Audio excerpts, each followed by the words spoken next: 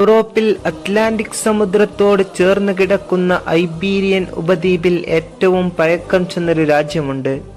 സമുദ്രപാതയിലൂടെ കറുത്ത പൊന്ന് തേടി ഇന്ത്യയിലേക്കെത്തിയ വാസ്കോഡഗാമയുടെ ജന്മനാട്. കൊടുങ്കാറ്റിൽ ദിശ തെറ്റിയ പായക്കപ്പൽ സധൈര്യം കരക്കടുപ്പിച്ച കപ്പിത്താന്മാർ ഏറെയുള്ള ഭൂമി.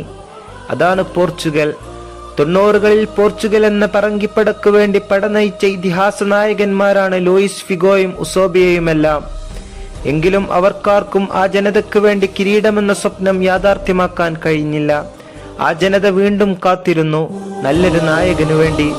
അവിടെയാണ് വെല്ലുവിളികളോട് പടനയിച്ച് പടർക്കളത്തിൽ തീപ്പന്തം പോലെ കത്തിജ്വലിക്കുന്ന യഥാർത്ഥ പോരാളി വീരൻ 1985 മെദീരയിൽ പിറവിയെടുക്കുന്നത്.